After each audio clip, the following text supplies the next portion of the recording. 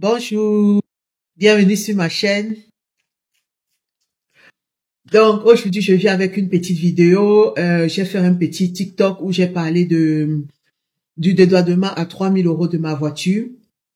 Donc pour ceux qui ne me connaissent pas, je m'appelle Babette et on a vécu pendant 5 ans et demi en Suisse. On habitait en Suisse et alors ça va faire à peu près une année qu'on a déménagé de la Suisse pour vivre en France. Donc, on travaille toujours en Suisse. On est à la frontière avec la Suisse, mais du côté de la France. Et alors, il faut savoir que lorsque vous déménagez comme nous et qu'on devient transfrontalier, avant, on avait le permis B, donc le permis des résidents, qui est valable 5 ans. Et maintenant, on a le permis G, qui est le permis des transfrontaliers. Donc, ce qui fait qu'avec le permis G, étant transfrontalière, je ne pouvais plus conduire avec ma voiture puisque je n'avais plus d'adresse en Suisse. Donc, j'étais obligée de rapatrier ma voiture du côté de la France. Mon Dieu. Le coût de ça. Donc, il faut savoir donc que si vous habitez en Suisse et que vous décidez de venir en France, ce que moi je vous recommanderais, c'est de vendre votre voiture avant d'arriver. Donc, prenez-vous à l'avance et vendez votre voiture avant d'arriver. Parce que moi, je me suis retrouvée en train de devoir payer presque 3 000 € pour ma voiture, pour pouvoir dédouaner ma voiture. Parce que il faut savoir qu'avec vos plaques, quand c'est une voiture que vous avez acheter en Suisse, la Suisse est dans le Schengen, mais la Suisse n'est pas dans l'Union européenne. Donc, ça veut dire qu'il n'y a pas la libre circulation avec votre voiture. Donc, vous pouvez pas quitter. Par exemple, si vous avez une voiture, par exemple, en Belgique, vous décidez d'habiter maintenant en France, le fait que ce soit l'Union européenne, vous pouvez quitter de la Belgique, venir en France, faire juste l'immatriculation et tout, et vous n'avez pas besoin de dédouaner la voiture. Mais comme la Suisse n'est pas dans l'Union européenne, vous devez dédouaner la voiture. Et alors, il fallait que je dédouane ma voiture. Je suis allée me renseigner au niveau de la douane, et donc le monsieur de la douane m'a dit que j'avais 30% que je devais payer pour la douane pour ma voiture. Donc dans les 30%, il y a les 20% de la TVA pour la France et il y a 10% si jamais votre voiture n'a pas été construite dans l'Union européenne, alors vous devez payer 10% en plus de la valeur de votre voiture. Donc imaginez votre voiture en fonction de la voiture. Si vous avez une petite voiture de 1 000 € ou bien 2 000 €, ça va, 30%, ça va. Mais moi, j'ai ma voiture que j'avais acheté cash il y a 3 ans. J'avais acheté ça à 11 000 €. Et alors, maintenant, ils m'ont dit à la douane, en fait, qu'ils regardent la valeur Aigus de la voiture. Et la valeur Aigus de ma voiture, elle vaut 8 500 présentement. Donc, je devais payer 30% de 8 500. Donc, j'ai dit, oh my God, comment est-ce que je vais faire? Et en plus, le problème, c'est que vous devez payer directement là à la douane. Et le jour que on prenait le renseignement, il y avait un monsieur derrière qui a dit que, il comprend alors pourquoi les gens abandonnent souvent les voitures à la douane. Parce que imaginez que vous ne savez pas, vous avez une voiture peut-être, je sais pas, qui vaut 10 000 €. Vous arrivez, on vous dit que vous avez 30% que vous devez payer. Et vous ne vous y attendez pas parce qu'il faut le payer sur place. C'est pas quelque chose qu'on peut payer en rate. C'est pas quelque chose que vous pouvez payer un peu. Non, c'est quelque chose qu'il faut payer là avant de bouger. Donc, il faut la payer. Donc, j'ai réfléchi. Je me suis dit non. Au lieu de payer 3 000 € pour la voiture, autant mieux peut-être j'essaye de la vendre et avec les 3 000 € là, autant mieux prendre ces 3 000 € et mettre pour l'achat peut-être d'une nouvelle voiture. Donc, c'est dans ce sens-là que dans cette idée-là que je suis partie de prime abord. Donc, j'ai enlevé les plaques de ma voiture, j'ai renvoyé les plaques de ma voiture en Suisse, j'ai arrêté mon assurance. Ça fait que d'office, parce qu'il faut savoir qu'en Suisse, vous payez une taxe pour circuler, donc c'est une fois par an. Vous payez une taxe pour la circulation. Je crois qu'en France, il n'y a pas ça. Et alors, normalement, par an, moi, avec ma voiture, je payais à peu près 470. Donc, sur les 470, ils m'ont remboursé 110 €. Et puis, l'assurance, moi, je payais l'assurance parce que je voulais une assurance Ford Castro, toute inclusive et tout ça. Et je payais à peu près 800 francs par an pour ma voiture, donc environ 80 € par mois comme ça et tout. Et quand j'ai arrêté, parce que j'ai arrêté, je payais en fait tous les 6 mois. Donc, je payais 400 et quelques tous les 6 mois. Donc, j'ai arrêté avant que ne commencent les débuts de 6 mois de octobre en mars. Donc, quand j'ai arrêté, donc fin septembre, ils m'ont remboursé 40 euros. Donc, maintenant, je suis venue, j'ai déposé la voiture ici à la maison. Je savais pas, en fait, que pour dédouaner la voiture doit être en présentiel à la douane.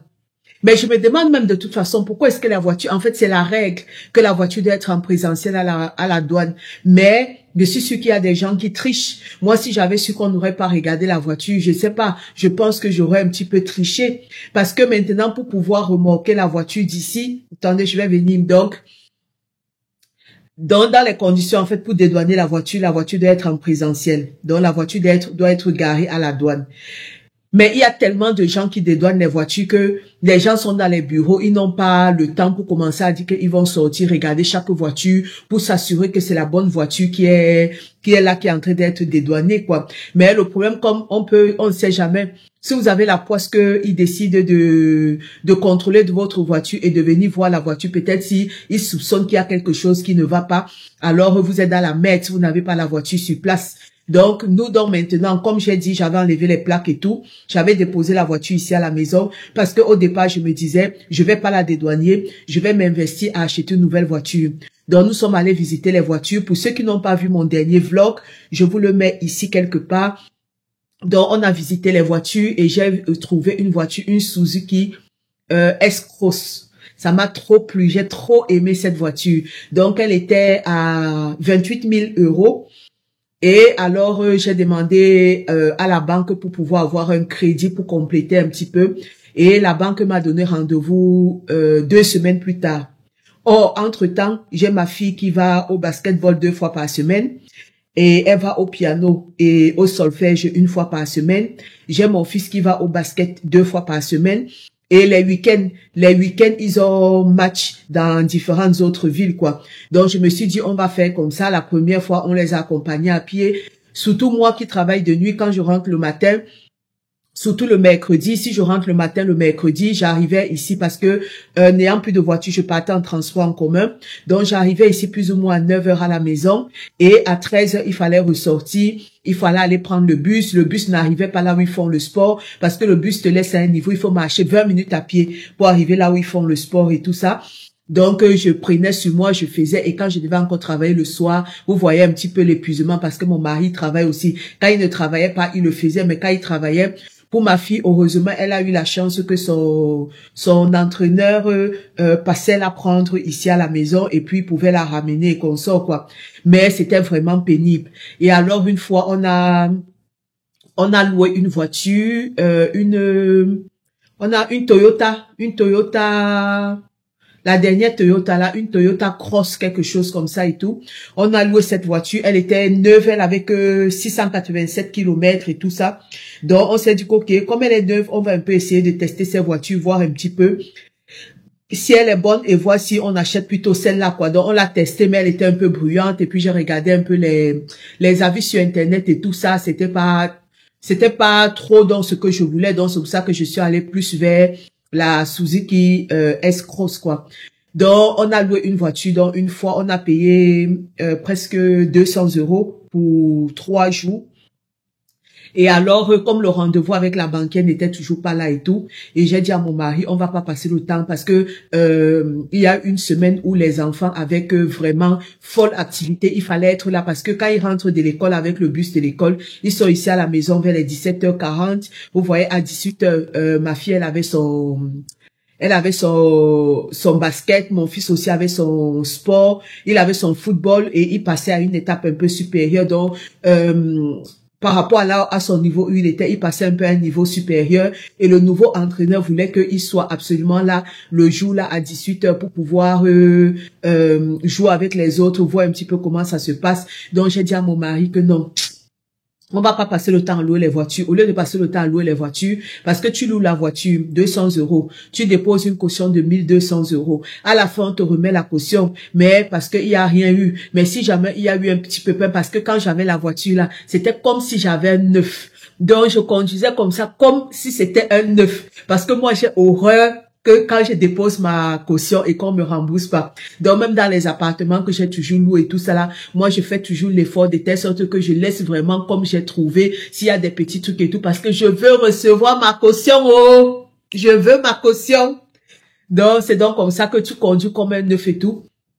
J'ai dit à mon mari qu'on a déjà payé 200 € la dernière fois. Si on doit encore, par rapport aux activités que les enfants ont, s'il faut encore louer une voiture pour 5 jours, on sera presque peut-être dans les 400 € et tout ça là. Avec ça, ça fait déjà 600 €. Autant mieux, puisqu'avec la banquière, ça prend du temps.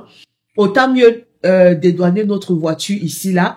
Et en fait, à la longue, je m'étais dit en fait notre voiture n'allait finir par la dédouaner, mais je voulais prendre une nouvelle voiture et puis avec l'ancienne voiture qu'on fasse un petit peu comme location quoi, une location de notre ancienne voiture. Donc j'ai dit à mon mari que non, on va pas continuer comme ça à louer les voitures et tout. Le mieux à faire, c'est qu'on aille dédouaner notre voiture parce que ma conseillère, elle doit nous répondre et tout ça. Sans compter qu'avec l'état actuel qui se passe en France, avec les problèmes, avec tout ce qui est en train de se passer et tout ça en France, je ne sais même pas si on va avoir le crédit présentement parce qu'on a quand même une grande maison, on a un gros crédit sur la maison et tout ça. Même si c'était pour compléter, mais j'ai dit à un moment, je voulais pas trop toucher l'économie qu'on avait et tout ça là. On voulait prendre complètement le crédit sur la voiture et pas toucher nos économies. Et le problème maintenant, c'est que les crédits, en fait, avec les agents immobiliers, tout ça là, ça coûte excessivement cher. C'est 8, quelque chose de %. J'ai trouvé que c'est trop cher. Et quand vous regardez les autres agents de prêt d'argent et tout ça là, ce sont les 6,7%, les 7, quelque chose %. Donc, il y a qu'avec la banque que c'est 5 et quelques de %. Mais je trouvais toujours que c'est trop. Avec, vous savez, c'est très difficile pour l'instant en France et ça va être très difficile dans les années à venir. 2025, déjà, il y a plein de lois qui ont été votées et puis d'autres qui sont en attente où on va payer de plus en plus. Donc, j'ai dit à mon mari, si c'est qu'on va se retrouver en train de payer de plus en plus et tout, je voudrais pas qu'on se retrouve encore avec un crédit sur la tête. Le mieux, c'est de voir, en fait, ce que 2025 nous réserve et en fonction de ça, même en juin, comme ça, on pourra prendre une nouvelle voiture. Vaut mieux on dédouane celle-ci et on continue d'évoluer avec celle-ci parce que celle-ci, elle est encore bien. Elle a, je crois, 130 000 kilomètres et tout ça là. Donc, elle est encore bien. Donc, autant mieux.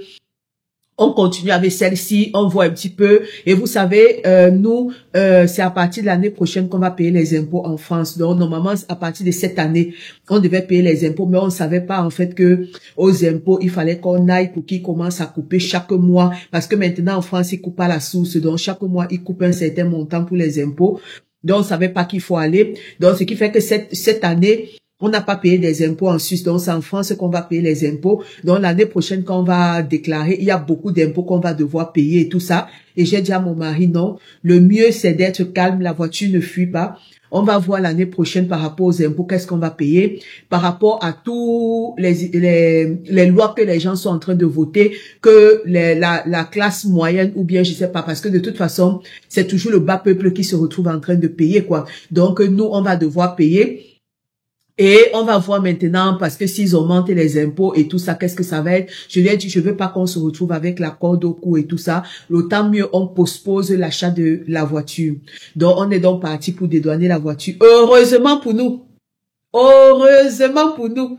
Donc, on allait ici pas loin de chez nous, chez des gens qui font la carte grise et tout ça là. Et ils ont aussi pour faire l'entretien de la voiture là et tout ça.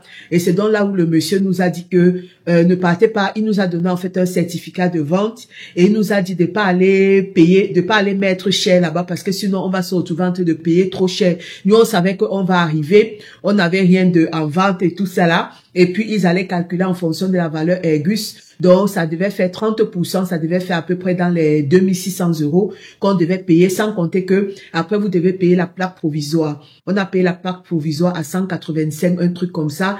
Il y a tellement en fait de trucs qu'on a payé en plus qu'on était vraiment, on a payé beaucoup de trucs, sans compter que en fait, lorsque vous quittez de la Suisse pour venir en France, n'oubliez pas que votre carte grise, votre ancienne carte grise, vous devez partir dans le canton où vous avez immatriculé votre voiture et vous devez faire rayer cette carte grise. Donc, ils doivent mettre un tampon de annulé. Donc, nous, on l'avait pas fait. Donc, ce qui fait qu'on a dû partir rapidement dans notre ancienne ville et tout ça où on était, d'aller là-bas et puis pour qu'ils mettent donc, ils puissent mettre une croix. Donc, on a fait tellement de dépenses. Sans compter que la voiture était ici et il fallait donc remorquer la voiture pour que la voiture soit en présentiel à la douane. Donc, on a dû payer, on a appelé les agences là pour remorquer. Ils nous disaient les 350 €, 400 € pour remorquer la voiture et parce qu'ils disent qu'ils amènent la voiture et eux, ils rentrent à vide. Donc, c'est payant.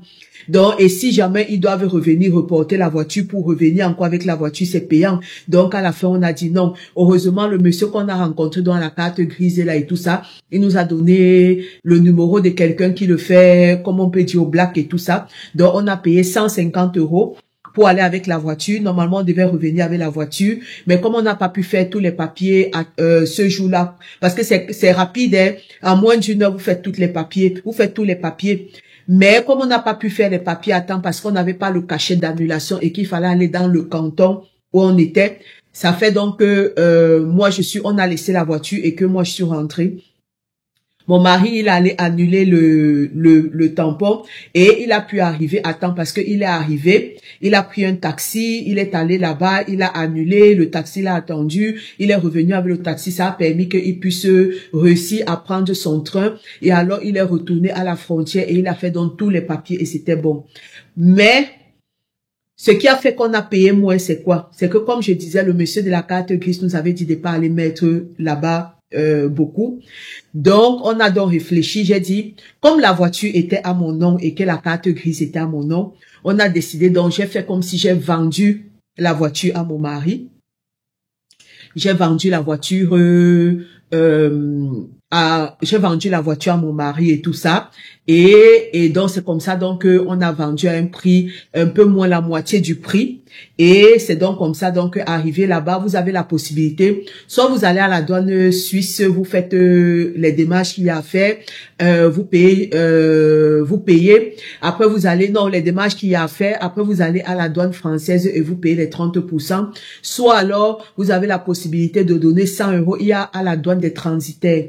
Donc, ils s'y connaissent un peu, ils savent comment est-ce que ils font leur truc et tout. Donc, on allait voir un transitaire, vous payez 100 € au transitaire. Le transitaire, il encode tout, il fait tout, la paperasse. Il vous donne un papier juste de payer et vous allez à la douane, vous donnez le papier, vous payez et puis c'est bon, quoi. Donc, c'est donc comme ça que, au lieu de payer, 2550 € de frais de douane, on s'est retrouvé en train de payer 1200 € de frais de douane. Mais à côté de ça, il faut savoir que vous avez aussi l'immatriculation provisoire à faire, vous avez le contrôle technique, tous les démarches là.